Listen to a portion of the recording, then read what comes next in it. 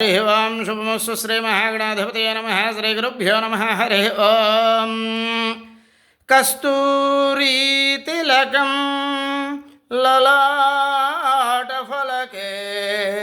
वक्षस्थले कौस्तुभं नासाग्रे वरमौक्तिकं करतले वेणुं करे कंकणं सर्वांगे हरिचंदनं च कलयन् कंठे च मुक्तावली गोपस्त्री परिवेष्टितो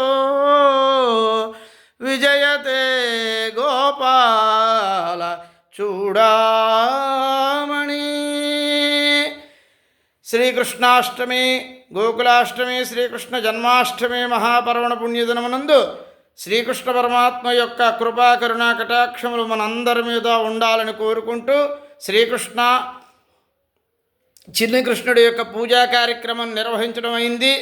అందరూ కూడా ఈ శ్రీకృష్ణ జన్మాష్టమి కృష్ణాష్టమి గోకులాష్టమి మహాపర్వదినం రకరకాలుగా పిలిచేటటువంటి ఈ పర్వదినంలో శ్రీకృష్ణుల వారికి ప్రీతి అయినటువంటి పాలు వెన్న మొదలైనటువంటివి నైవేద్యంగా పెడతారు. చిన్ని కృష్ణుడికి పాదముద్రలు వేయడం జరుగుతుంది, ఉట్టి కొట్టడం జరుగుతుంది.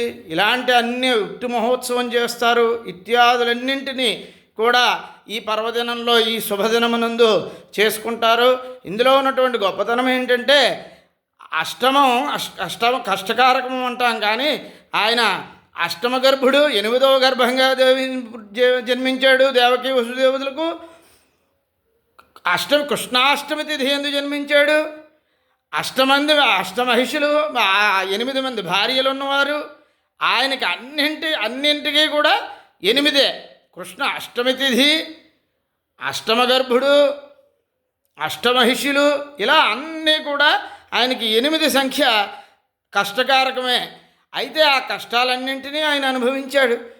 కారాగారంలోనే జన్మించాడు.